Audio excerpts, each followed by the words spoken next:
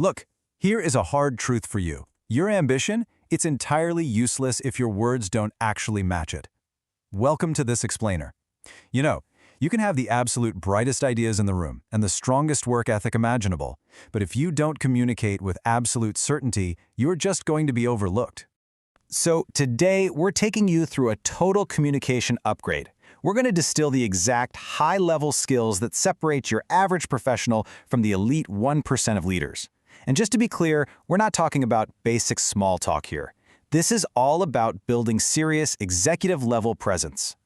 In high-stakes environments, the harsh reality is basically this. If you don't sound like a leader, you simply won't be treated like one. People who exude confidence, those are the ones who get listened to.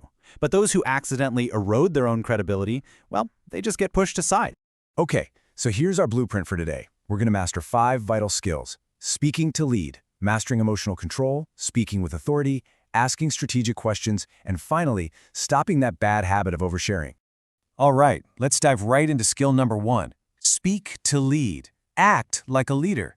The very first critical mindset shift we need to make is moving away from speaking just to be liked and actually stepping fully into the identity of a leader. You've got to stop seeking validation and start directing the conversation.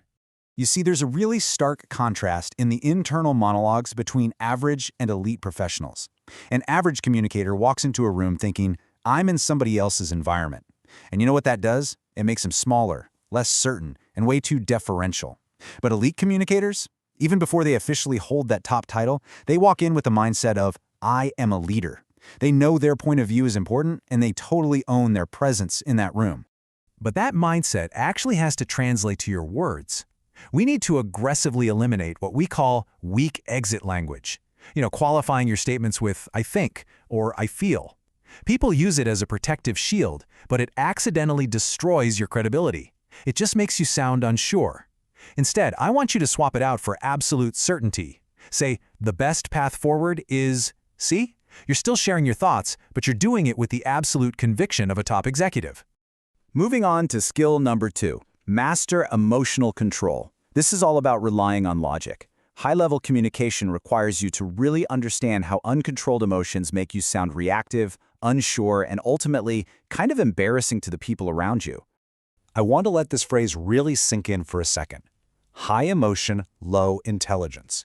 Think about that. The more emotion you pump into a professional conversation, the less logic you're actually relying on. Really effective leaders are absolutely spectacular at taking a tense situation, removing the emotion, and making purely logical decisions based on data.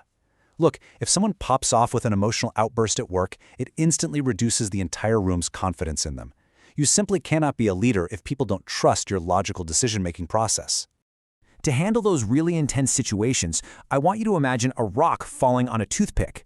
The toothpick is rigid, tense, frail, and it just snaps right under the pressure.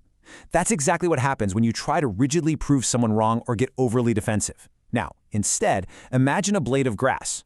When that same rock falls, the grass just bends with the pressure, lets the emotion pass right over it, and then effortlessly bounces back up to its original shape. Be the blade of grass. Let the incoming emotion pass by, process the actual data, and respond logically without all that rigid tension. All right, skill number 3, speak with authority. Make your words count. Building on that calm logic we just talked about, great leaders don't just speak more than everyone else. They speak with weight and precision. Literally every single word matters. And this brings us to a mandatory self-audit. Before you walk through the doors of literally any meeting, you have to ask yourself, what is my target? When you know exactly why you're there, you automatically carry authority right into the room. You aren't just a warm body occupying a chair, right? You are there on a mission. The truth is, most people just go through the motions. That kind of passive attendance, showing up unsure of why you're even there, answering emails under the table, it completely erodes your authority. Leaders drive initiatives forward. Listen, if you realize you have absolutely no target and nothing of value to add to a meeting, you should honestly just leave the room. A leader's time is incredibly valuable. But if you choose to stay, choose active leadership. Participate fully, share your point of view, and actually steer the conversation. Next up, skill number 4. Ask strategic questions. Be a problem solver. We really need to destroy the myth right now that to be a powerful leader, you have to walk into the room having all the answers. You don't. Think of complex business problems like untangling a severely knotted up necklace. You don't just grab it, pull hard, and expect it to magically resolve itself, right? No, you take it piece by piece, identifying where the core knot actually is. Elite leaders are professional problem solvers specifically because they know how to ask the exact right questions to find that core knot. They identify exactly what piece of information is missing to move the problem forward. So here are some exact language swaps you can use to really force a room to operate on facts rather than assumptions. Instead of a vague, kind of tentative, "So, what do you guys think?" ask with firm authority, "What data supports this decision?" Boom. Instead of a helpless, "Can we fix this?" ask, "What would it take to ensure this never happens again?" The quality of the questions you ask is going to directly determine the quality of the results your team produces. And hey, this is a practice skill. Our source actually shares this great childhood anecdote about playing the question game at social events. Her mother used to send her over to talk to a frightening adult, let's just call him Mr. Bob, and her target was to ask him 3 engaging questions. Now, asking something like, "Does your son like baseball?" It's a dead end pretty fast, right? You just run out of material. But learning to ask deeper questions, like swapping a basic, "How's it going?" for, "What's the biggest challenge you're facing right now?" that keeps the conversation driving forward. It's an invaluable trait to practice. Finally, skill number 5. Stop oversharing. Land the plane. This is perhaps the single most common mistake average professionals make, and it usually happens when you're desperately searching for validation from the exact people you are supposed to be leading. We have all experienced this, right? Someone is talking, they make their point, but then they just keep talking. They circle the runway, finding all these new angles to restate what they literally just said, refusing to actually land the plane. It is incredibly uncomfortable for the listener. Our source shared a story of being 23 years old and having to fire someone. Instead of delivering the firm, direct statement that she had practiced, she started over-explaining. She babbled on about how wonderful the employee was, getting more and more tense and awkward by the second until she completely failed to actually fire them. She had to redo the whole embarrassing process a week later. Guys, over-explaining is a blazing neon sign that you lack confidence. Say what you need to say directly, firmly, and then just stop talking. You do not need their validation.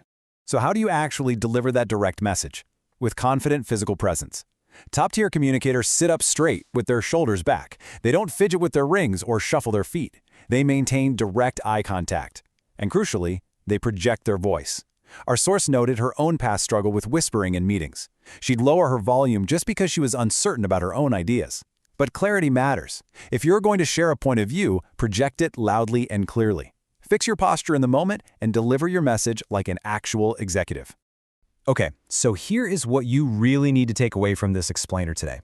If you consciously practice these 5 precise skills, stripping out that weak language, managing your emotional reactions, entering rooms with a crystal clear target, guiding your teams with strategic questions, and landing the plane instead of oversharing, you will absolutely guarantee that you communicate better than 99% of people in the corporate world. The choice is ultimately yours, every single time you open your mouth. So I'll leave you with this final thought to ponder for your next high-stakes meeting. Will you step into the room desperately hoping to be liked? Or will you command your space and speak to lead?